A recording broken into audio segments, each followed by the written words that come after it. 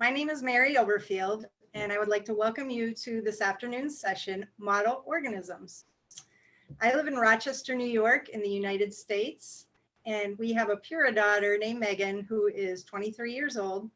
She was in the first group of 11 individuals to be diagnosed with Pura syndrome here in the United States via full exome sequencing at Baylor Medical in Texas in June of 2014. My family is very happy to be associated with the Pura Syndrome Foundation since that time. And why don't we get started? So if you would like to ask a question, please do so through the question box at the lower part of your screen. We'll get to as many questions today as we can, but remember that you can continue to send questions all week, either through the chat box or the question box. The final element session on Saturday will focus on answering all the questions that you have had this week during all of these research sessions. And without further ado, it is my pleasure to introduce Annie Godwin. Annie is in the final year of her PhD, where she is modeling rare genetic diseases in xenopus tadpoles. Part of her work has been focused on developing and analyzing models of Pura syndrome. She works with Professor Matt Giel at the European Xenopus Resource Center, University of Portsmouth, United Kingdom. Prior to her PhD, Annie obtained an undergraduate master's degree from the University of Manchester. She spent 2 years in the European Xenopus Research Center working on reducing the number of male xenopus used in research.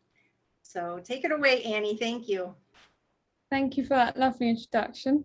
I'm just going to share my screen with you all now. Where hopefully, can you give me a thumbs up that you can see my presentation? Perfect. So my job today is to introduce a bit about why we use model organisms and what model organisms are currently contributing to Pura research. So perhaps the first question that we should address is, what is a model organism? Well, they tend to be organisms that we've studied for a long time, the organisms that we know the most about.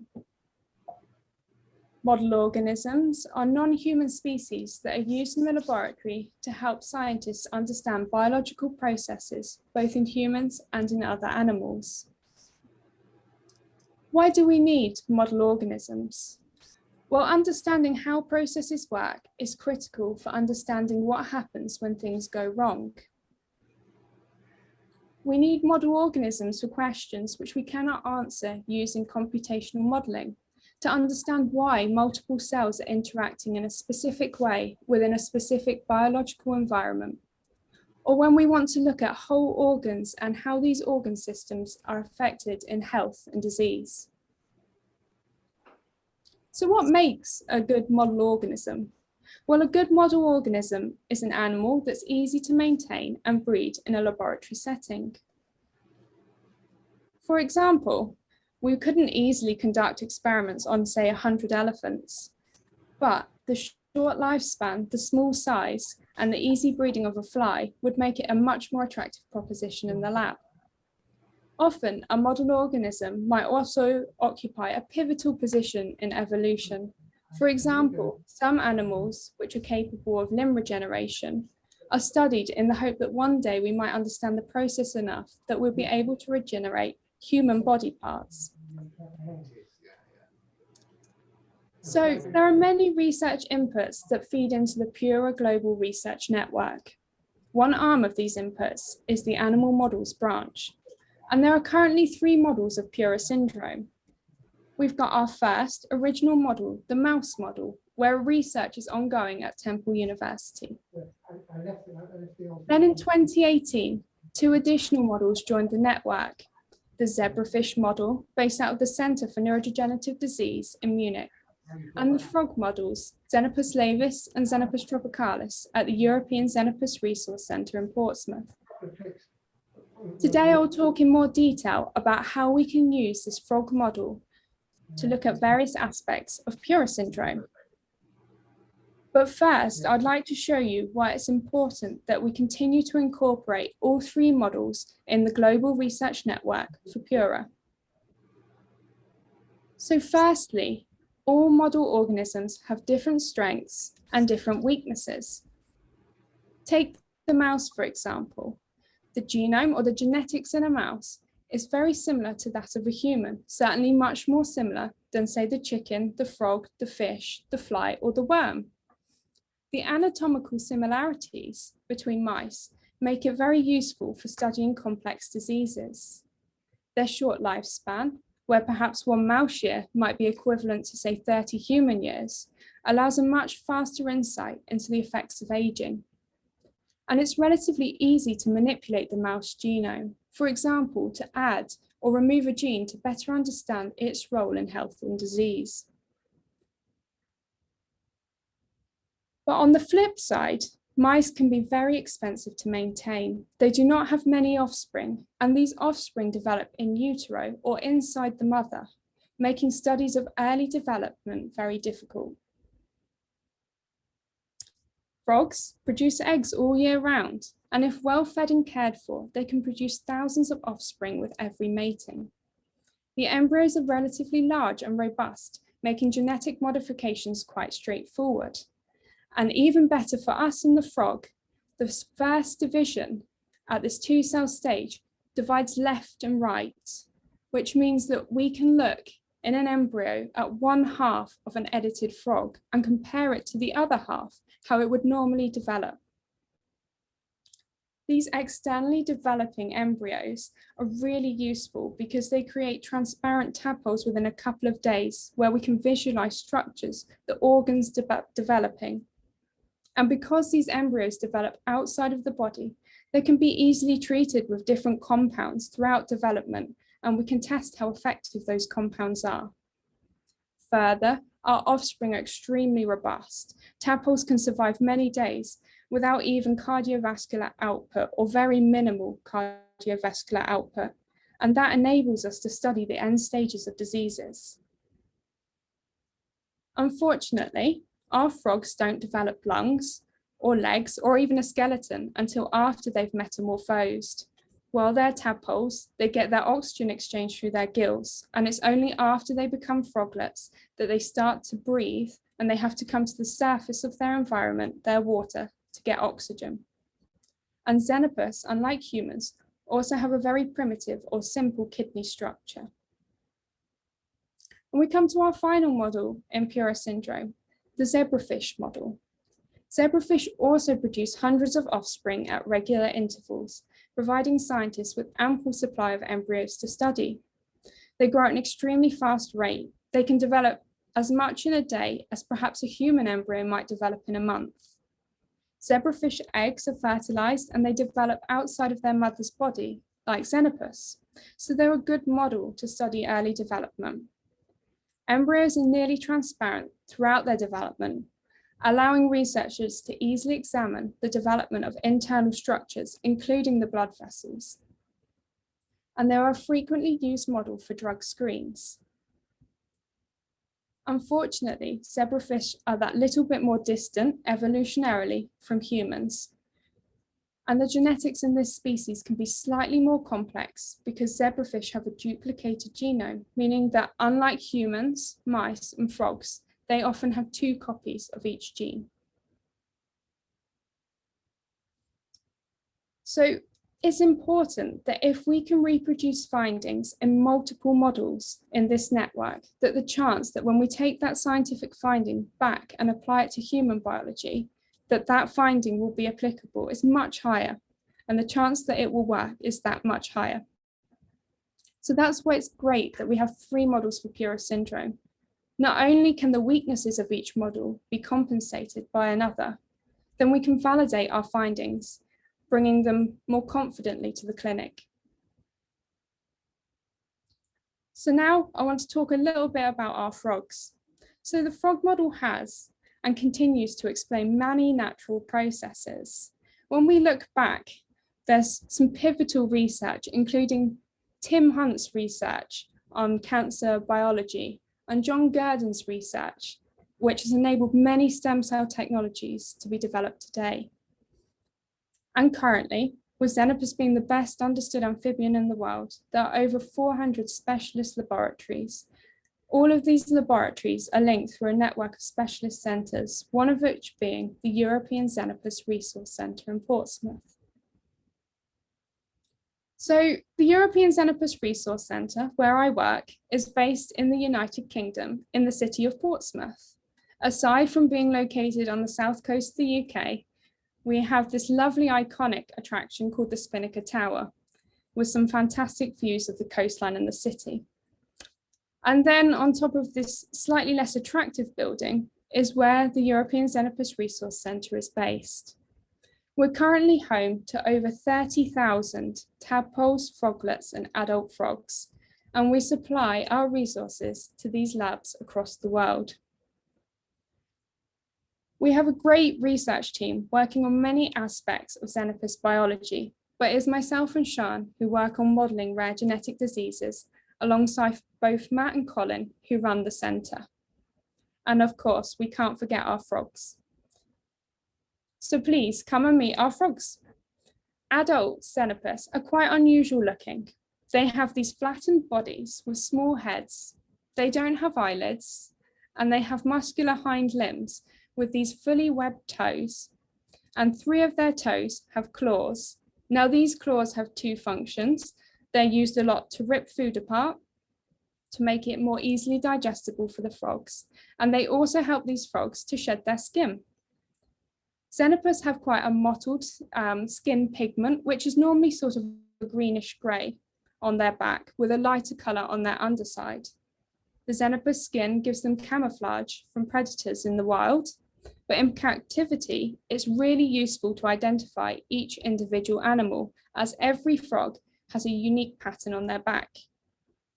Unless, of course, they're albino. And our albino frogs, although the ones shown here are genetically engineered, they also occur naturally in the wild. So our female frogs are about 1/3 bigger than our males. And we can see in this bottom photo with the tunnel that this is a tank of male frogs. The reason that we know this is we can see that they have black gloves on their underside of their hands. Now these gloves, they develop just before they're ready to fertilize, and they're like Velcro. The males use this to grip onto the females during mating in a position called amplexus. As you can see from our photographs, our frogs are fairly chilled and calm most of the time. They like to hide in their tunnels, they like to sit on top of their lily pads, and they just like to hang out at the surface. Frogs communicate with each other using different sounds.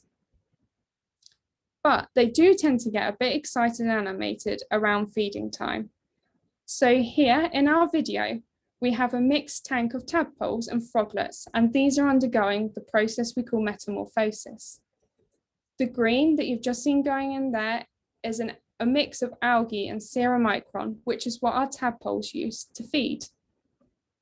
Now, as our froglets grow a bit bigger, they shrink down and they start to reabsorb their tail. And that's when they start to go onto their adult diet. And our adults eat a mixed diet, but it's all contained within a pellet. So they have some meat protein, some vegetable protein. And you can see the frogs have these very small front limbs, and one of their main purposes is just to shovel the food towards their mouth so that they can get it into their mouths. So as you can see, the pellets are coming in now. And if you watch in a minute, you'll see the frogs will start to notice that there's food in the tank and they will sense it. And you can see at the front here, one of them shoveling food in. Now our frogs, as you can see now, they feed quite viciously, and this is known as a feeding frenzy. And anything and everything will go into their mouths, including each other, when they get into this state. So our frogs, they're native to sub-Saharan Africa, and they would typically be found in an environment like this swamp with slow moving water. So frogs were first in the clinic in the early 1900s, where they were used as pregnancy tests. The urine of pregnant women would be injected into the frog, and if the frog subsequently laid eggs, the woman was deemed pregnant.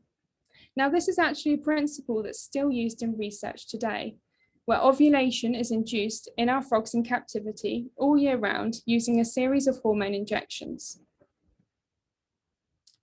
Like all 21st century celebrities, these little frogs have had their fair share of negative press. Being such a robust model and surviving in many different climates across the world now, they have threatened local wildlife and they're now deemed an environmental pest. But this environmental pest is a really useful tool for studying health and disease.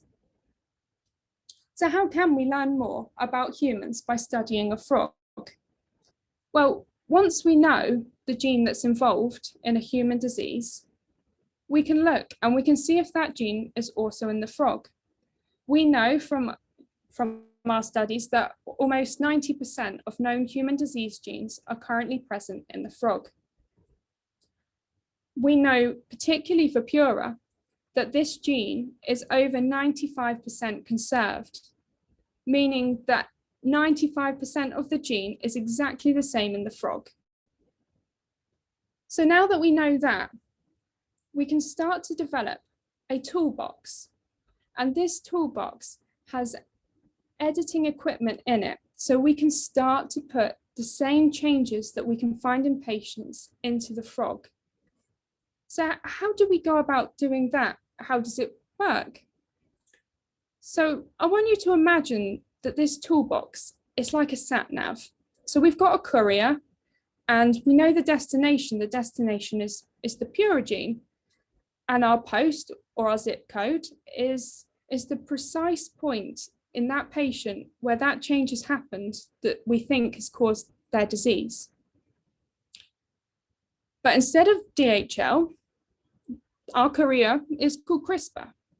And instead of having a van or a lorry or an aeroplane, we have a protein called Cas9, which transports our gene editing equipment to the precise location, to our zip code. Now it does this much in the same way as if you were looking for a word in a dictionary. If you were looking for that word, you would skim and you would jump along until you found what you were looking for. Now, this is the same way that our gene editing equipment works. It jumps along the DNA until it finds the position that it's looking for. Now, it won't stop at any other position in the DNA because it's got this little guide which tells it the zip code. And when it reaches that zip code, it starts to offload all of the different mechanisms to edit that DNA. So we've got this toolbox and we believe that we can change that point in the DNA so that it's the same as the patient's. But we've got to think about how we might apply that technology. So first, we've got to think about the outcome. So every time somebody inherits from their mother and their father. Now, if they inherit the same gene, we call that a homozygous. They're exactly the same on both copies. When there's a change on one of the copies, we call that situation heterozygote. Now, it's very easy for us scientifically to make this homozygous change because shortly after fertilization, we put in our toolbox and we can edit both the mother and the father's genome at the same time. But from a scientific point of view, one of the most challenging models to make is when we have to edit just one copy, but we have to keep one copy the same. Now in the frog, we can do this using the oocyte. So an oocyte is just an immature egg cell, and it's part of a female reproductive system. And what we do is we can inject our gene editing technology into this oocyte. So I'd like to summarize this process in a video for you. Now, the first part of the video is quite quick, but please don't worry because it will play twice. So we have our oocyte, which is our immature egg, and we inject our editing toolkit. We have our Cas9 protein, our courier. We have our guide, which has our post or our zip code, and we have our template to make that change. It skips along and it finds our target DNA. It unwinds the DNA and it cuts it and it makes a break. And that break allows us to put in that precise change that we're looking for to model the patient. So again, our courier, our postcode, and the change we want to put in. We skip along our DNA until we find the precise point that we want to change. We unravel that, we cut it, and we put in our DNA. Now we've got that, we've got our oocyte, but we need to make that into an embryo. And a lot of changes have to occur to that oocyte to mature it enough to make it into the egg. And we have to do that now because we've taken it from the frog. Once we've done that, we can fertilize. And once we've fertilized the oocyte, we start to get an egg, a fertilized egg, where we have the offspring inheriting one copy of the gene that we've changed from the mother and an uncopied version of the gene from the father. And there we have our heterozygote model to move forward with. We support its early development. And the video that I showed you of the frogs earlier, the adult frogs feeding, that is our F1, our first generation of our heterozygous Pura model.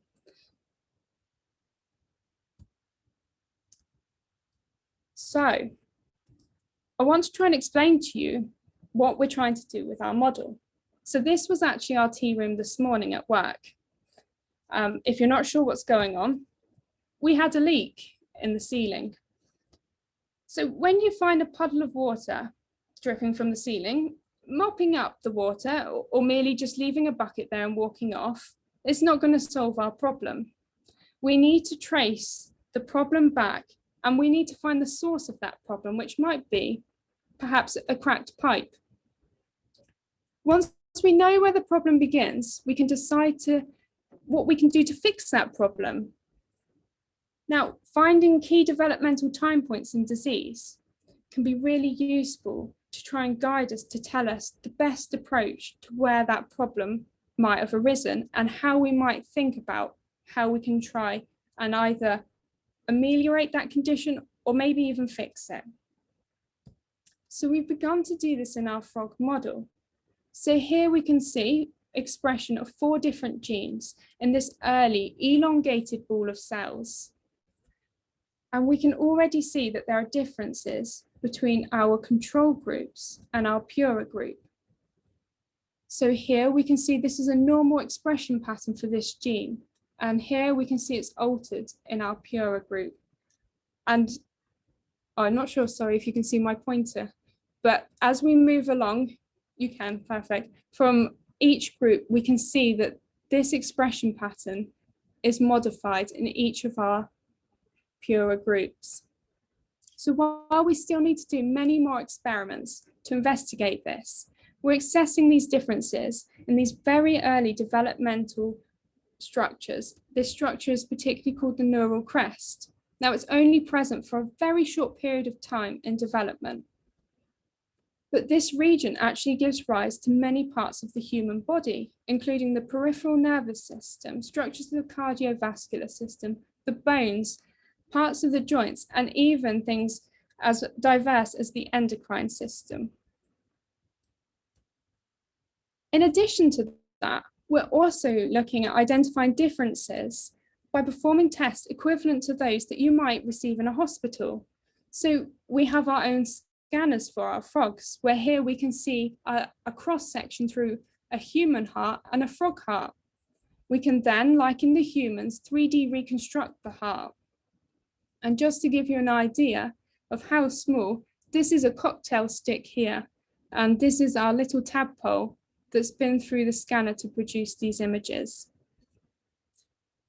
So when we're looking at these structural details, we can only see these structures at specific time points. But we also have other methods where we can begin to look at these structures across multiple time points.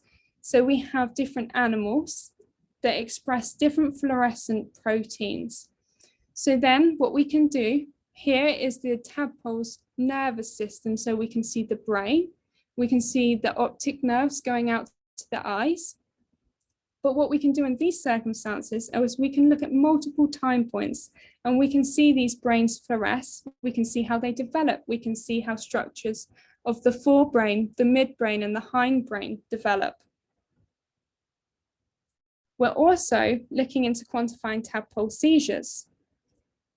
So here in this video, if we follow this red circle, we can see a tadpole having a seizure. We can see the C-shaped contraction. Now this comes from muscles on one side of the spine contracting up during the seizure. This is very atypical behavior if a tadpole wasn't having a seizure. So we can be fairly certain that's the case. Now, if we followed this blue circle, we can see this tadpole's not moving. And that's because it's just been through what we would describe as a seizure in a tadpole, and it's in what is a postictal state. And again, this is a very unusual position for a tadpole to be in. As you can see, if we play the video one more time, the remaining tadpoles will move around and swim because it's essential for them to keep moving, to keep filter feeding for their growth and their development. Now, we've been working with a company based in the UK called Santex, and they're a specialist company for tracking and looking at these intricate behavioral details so we can start to measure them. Now, being able to measure this and quantify this is going to be very, very important if we ever wanted to move into screening compounds in the future, because we need to have a stable baseline so that we can begin to look at differences and whether we're making an impact by adding this drug A or drug B. So here in this bottom video, we can see two normal tadpoles on either of the outer circles, and then in the middle, we'll begin to see how we're able to track a tadpole seizure. We can see that this tadpole in this case is moving in very, very tight circles, which is again a very typical behavioral trait in a tadpole that's having a seizure. We wouldn't normally see this in a normal tadpole. They would normally move in a very straight defined line across the dish, as you can see in the tadpole in the right well. Now, this is going to be very important, again, as I said, moving on, that we can start to apply different compounds, different drugs into these wells, and we can start to see if this really makes a difference in our models. Now, finally, this might come as a bit of a surprise, but our tadpoles have similar strategies to those found in humans in the same tests. So we're looking at how well a tadpole or a human navigates a new environment. So when we look at this, we're looking at what strategy that animal or human is putting in place so that they can effectively look around a brand new environment which they've never seen before. Now, what their motive is for getting around that environment might vary, but the strategy that they implement to search that environment is always the same. So here we can see a sped up version of a Y-maze assessment. And what we find is that in animals which are unedited, they implement an alternating strategy where they'll differ between which arm they're looking up and down. And that is exactly what a human does in the same scenario.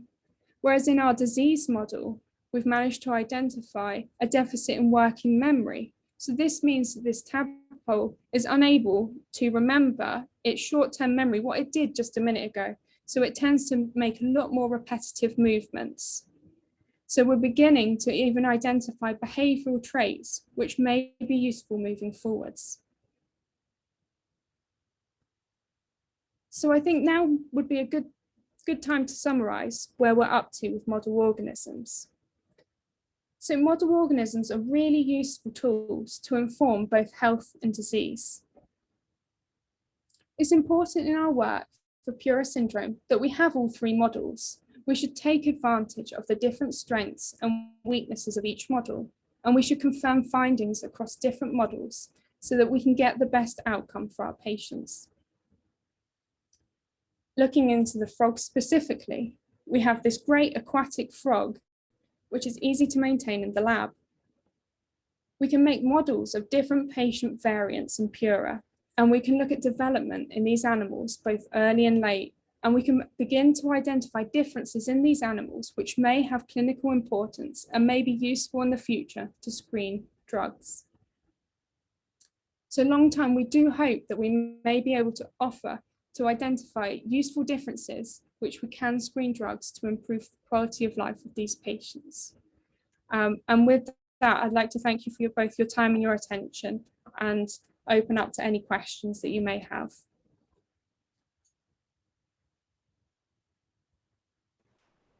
That was really fascinating, Annie. I really enjoyed learning that today. I just personally, a question I have, my daughter is, one of her very significant Pura syndrome symptoms is a very profound, not very easily treated seizure disorder. So I'm especially intrigued by the work you're doing with the seizures with the tadpoles. And is it to the point, like at some point, you'll be able to pinpoint what medications work best for the types of seizures in Pura individuals? I think our hope is that we'll be able to make models, and we mean specific models of individual patient changes, so that we can then screen compounds alongside our zebrafish colleagues, and we'll be able to then advise personally which ones have worked in our model. That's our hope, but it is long term, and we are just developing, as I say, very excitingly, the technology to be able to do this. And I'd like to open up to Matt if you'd like to add anything else, because we also have my boss who runs the European Xenopus Resource Centre, Matt Gill, with us for questions. No, I think that's pretty much it. We're at an early stage, but both zebrafish and Xenopus are very good model organisms in which to test for compounds and their activity in all sorts of ways, but certainly the potential for looking at seizure inhibition is definitely there. Awesome. It's pretty fascinating, really. We do have another question. Do you have any data specifically on Pura seizures and drugs that have been screened and may be effective? We haven't yet screened any drugs in our Pura model. Like I say, it's something we want to get into, but we've been really focusing on getting the technology to make these specific patient mutations so that we can specifically look at your individual children and look and see whether there are differences between what compounds might be effective for some and what might be effective for others. Very good. I don't see any other questions at the moment. I'm just looking. I didn't know if there's anything else that you guys want to share while we're waiting to see if any other questions pop up. I think that the point that Annie made about all of the different model organisms compensating really, or being able to be used to compensate for one another's weaknesses, is a really important one. And in a lot of diseases, I think there's not the close interaction between the different model organism groups, which is something that Dirk is really trying to help us have, which is great for us. Thank you. There's another question asking if you need samples from Pura patients for your work that you're doing. At the moment, currently in our lab, we don't. So all we need is contact with the clinicians, which we currently have, who will feed back into our system which variants or which changes in the gene perhaps would be the best ones to start with. But we're also open to suggestions from the Pura Foundation. Very good. And are there other similar studies being done on other diseases that can help advance Pura studies? Not directly. I think, though, in terms of, for example, the Y maze that you saw the little tadpoles running around in earlier, that was actually developed for another disease, but in our lab. But it's by taking that sort of thing that we might really need to get anywhere with that other disease, and being able to have that technology to apply in Pura is a strength, I think. Very interesting. This is not specific to this work here, but I'm just curious, as the Pura Foundation. Do you guys get enough funding for this type of research? Does it definitely from the Pura Foundation, or are there other outlets where you can get funding? Is that a need? Like, should Pura Foundation be fundraising more for research? I guess that's one for me, Annie, isn't it, really? So we're very fortunate in that we're core-funded both by the world's largest medical charity and by the UK government in 2 different forms, including a specific grant, a large grant for looking at rare genetic diseases. So in terms of day-to-day, do we actually need money? Probably not, although we'd never turn it down. But overall, yes, research is expensive. Research with model organisms is actually particularly expensive because you have to have the very highest standards of care for your animals, real gold standard. If you haven't been there, you wouldn't believe it, for very good moral and ethical reasons. So that makes that expensive. So yes, if the question is raising money through the Pura Foundation going to help this research? Absolutely, and it's very, very necessary. That is good to know. Similarly, is there any technology you would like in your lab that is currently out of reach because of finances or some other resource? I think there's always things we would like. Yeah, always. It would be good, the behavioral research that Annie showed you is new. So we only have one machine doing that, and they're not terribly expensive machines, but of course we could do things twice as fast as if we had 2 of them. So that's, because those are long experiments. In the little Y maze, the tadpole stays in there and swims around for an hour.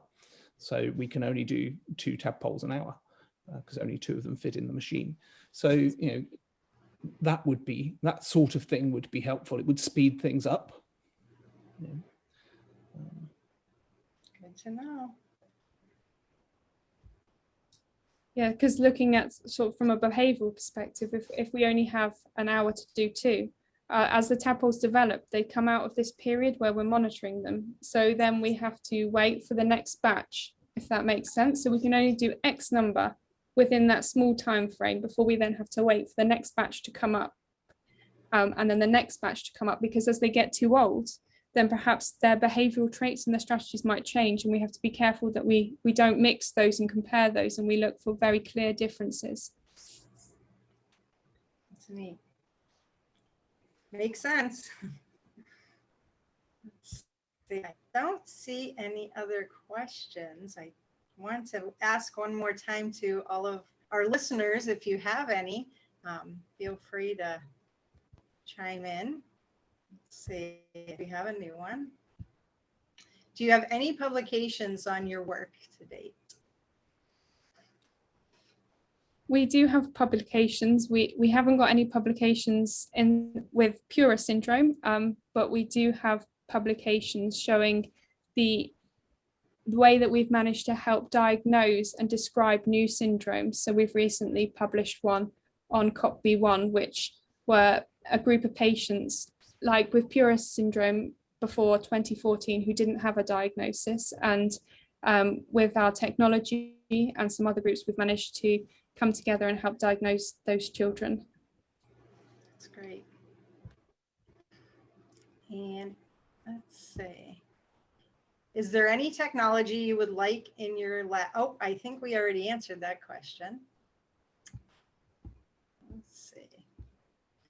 What impact does knowing, seeing, and being involved directly with parents and kiddos has been on your work personally? So have you had any direct impact or influence from anyone personally?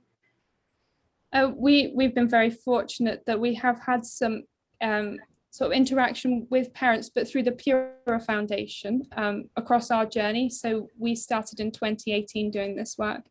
And I think it's been very important for us that we have these opportunities to interact with parents and with families of children that suffer from these diseases, because we like to understand what you're going through and what you want from us, because as much as we have many research interests, it's much better that we manage to converge those research interests, and we manage to find a way that sort of pleases everybody.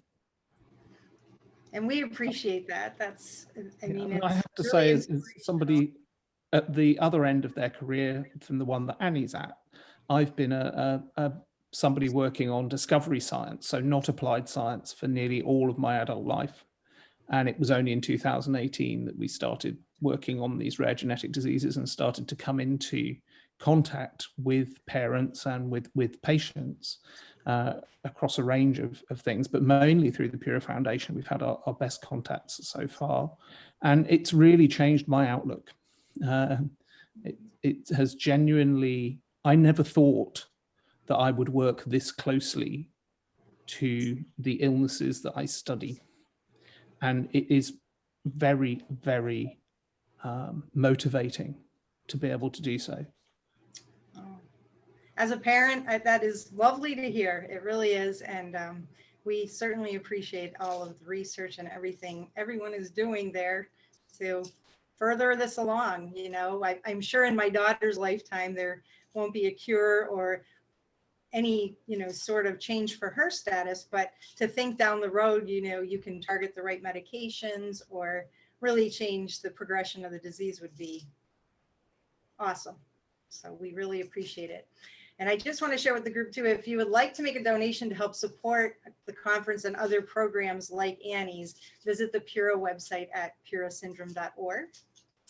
But I look to see there is no further questions. So I think we will wrap up for today. But thank you so much for all you guys are doing. And thank you for being with us today, all of the listeners. If you missed any part of the presentation, it has been recorded and will be posted on the conference website with additional resources and information. So thanks again. And I encourage everyone to attend the next session at 4:30 Eastern Time. It's a film, Edge of Hope. It's an amazing inspirational film, and you'll have a chance to meet the filmmaker and Lori Edwards, a runner who has run a marathon blind, and she's very passionate rare disease advocate. So thanks again for being with us for this session, and we look forward to seeing you at more and on Saturday for the wrap up. Thank you very much. Thank you Thanks, for Anne. listening.